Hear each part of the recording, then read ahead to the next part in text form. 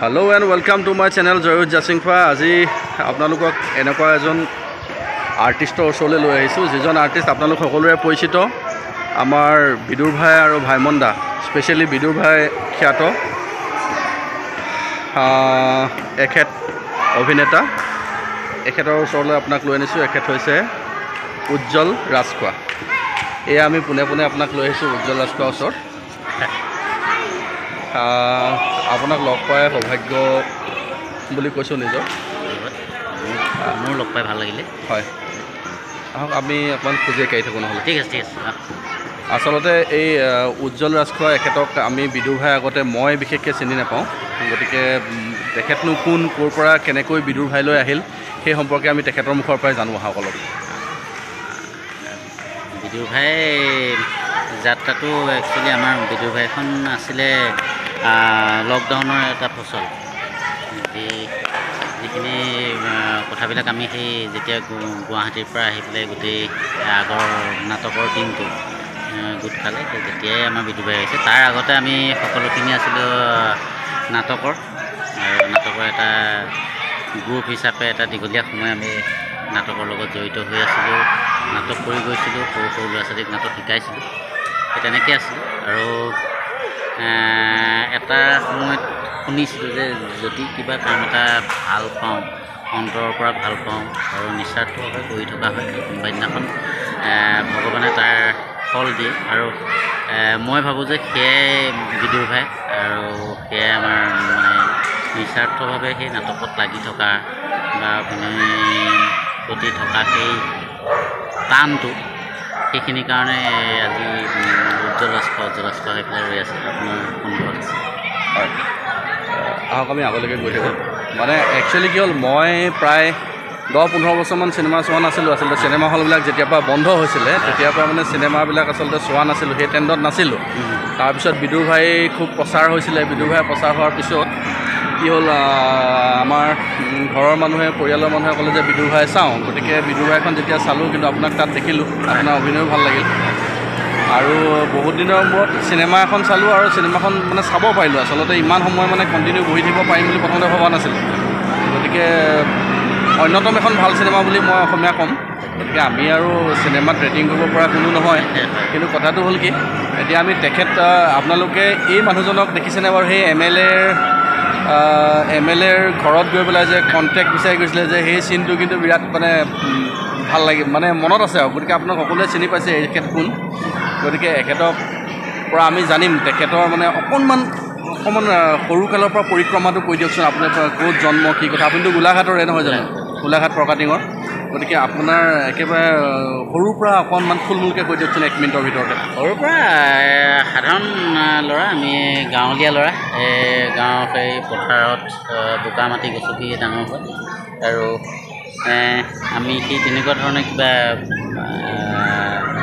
কিবা মনত থকাকৈ একো বৰ কিবা কাৰোবাৰ যে স্মৰণীয় এটা সময় থাকে কিবা থাকে আমাৰ সেই তেনেকৈ নাই আমাৰ গতানুগতিকে এনেকৈ চলি যোৱা গাঁৱৰ স্কুলতে পঢ়িছিলোঁ LP স্কুল পঢ়িছিলোঁ তাৰপিছত প্ৰকাটিঙলৈ আহিলোঁ বইজ স্কুলত নাম লগালোঁ বইজ স্কুলৰ পৰা গ'লোঁ প্ৰকাটিং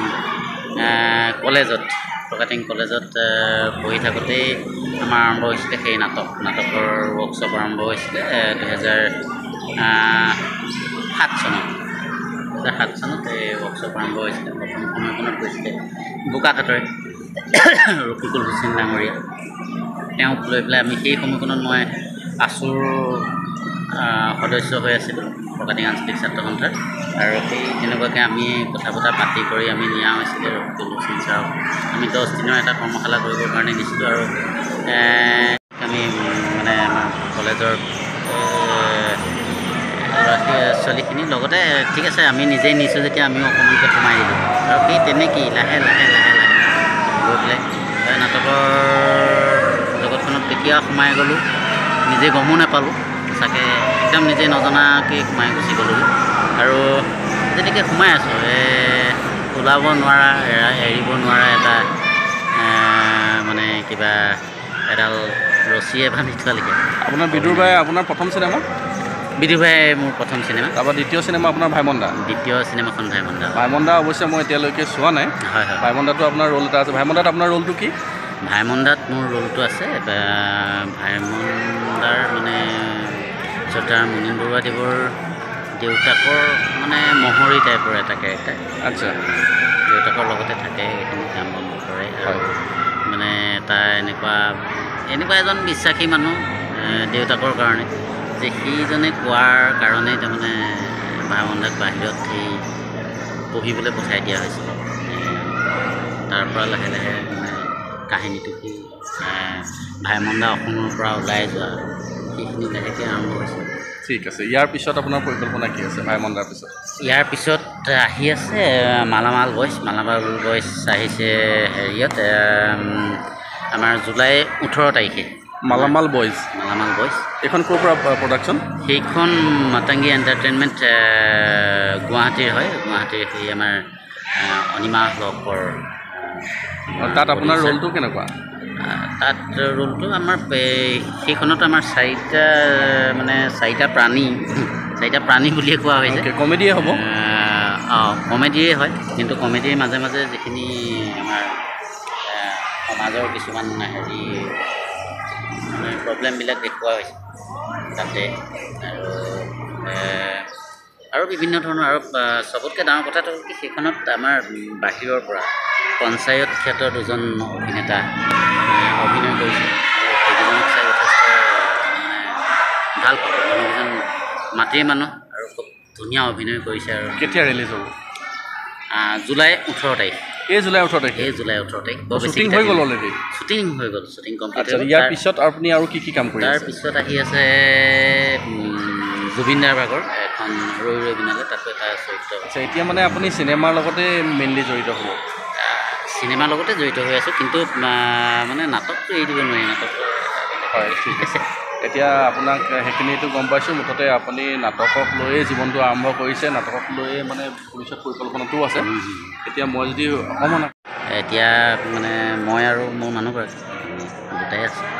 আচ্ছা, ঠিক আছে।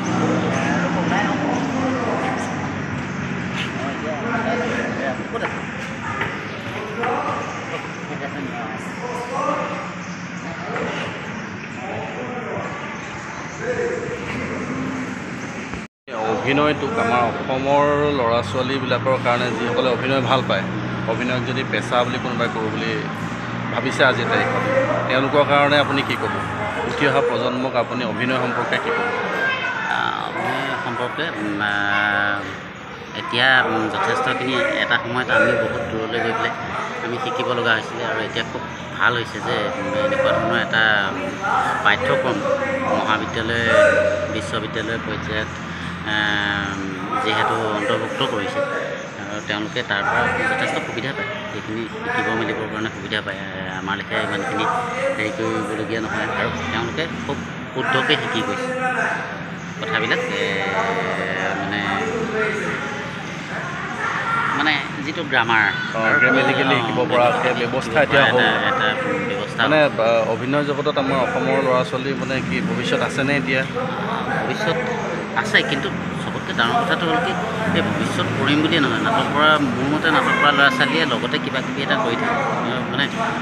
আৰু চবতকৈ ডাঙৰ কথাটো হ'ল কি, তেওঁলোকে একো কাম কৰিবলৈ হেৰি কৰিব নালাগে, মানে কিবা লাজ কৰিব নালাগে। আজি সেই ৰাস্তাত কিবা ৰাস্তা এটা লেতেৰা হৈ আছে, সেই ৰাস্তাটো যাতে চফা কৰি থৈ যাবৰ কাৰণে মানে কোনো সংকোচ নকৰে, তেনেকুৱা ধৰণৰ ল'ৰা ছোৱালী হ'ব লাগে। আৰু তাৰমানে যদি এক কথাত ক'বলৈ গ'লে মানে আপুনি মানে অকল অভিনয় কৰি নিজৰ জীৱিকাটো নিৰ্ধাৰণ কৰাটো আজিৰ তাৰিখত অসমৰ ল'ৰা ছোৱালীৰ কাৰণে এতিয়াও সম্ভৱ হৈ উঠা নাই মানে। এতিয়া বৰ্তমান সময়লৈকে একো হোৱা নাই, কিন্তু এইটো লাগি থাকিব লাগিব, মানুহ ল'ৰা ছোৱালী লাগি থাকিব লাগিব। আৰু মই ভাবোঁ যে লাহে লাহে এনেকুৱা ধৰণৰ এটা পৰিৱেশ আহিব, আৰু সেই পৰিৱেশটোৱে আহক বিচাৰি আছোঁ। যথেষ্টখিনি ল'ৰা ছোৱালী এতিয়া শিকিবলৈ ওলাই আহিছে, তেওঁলোকৰ এটা ভৱিষ্যত। ঠিক আছে, আকৌ বহুত সময় নলওঁ আপোনাৰ পৰা, মাত্ৰ অন্তিমটো প্ৰশ্ন আপোনালৈ। আপোনাৰ জীৱনটো কেনেকুৱা চলিছে? জীৱন বৰ্তমান ঠিকে আছে, গতানুগতিক। আৰু গাঁৱলীয়া মানুহ এটা জীৱনো কি ইমান হেৰিয়ে হ'ব, বছ দুবেলা দুসাঁজ খাইছোঁ, এতিয়া ওলাই আহিছোঁ, আপোনালোকৰ লগত কথা পাতিছোঁ। সেই এনেকৈ কৰি থাকিব পাৰিলে হ'ল, বহুত বেছি কিবা আমাক নালাগে। আমাৰ উজ্জ্বল ৰাজখোৱাৰ বয়স কিমান? 39। 39 ঠিক আছে আমি এখেতক উজ্জ্বল ৰাজখোৱাক আমাৰ ফালৰ পৰা আমাৰ জয়ুত সিং ভাইৰ পৰিবাৰৰ পৰা আমি শুভেচ্ছা জনাইছোঁ তেখেতৰ জীৱনটো অনাগত জীৱনটো আৰু উজ্জ্বল হৈ উঠক আৰু অসমৰ ৰাজ্যক আৰু বহুত ভাল ভাল অভিনয়ৰে উপহাৰ দিয়ক তাৰে আমি কামনা কৰিলোঁ থেংক ইউ ছ' মাছ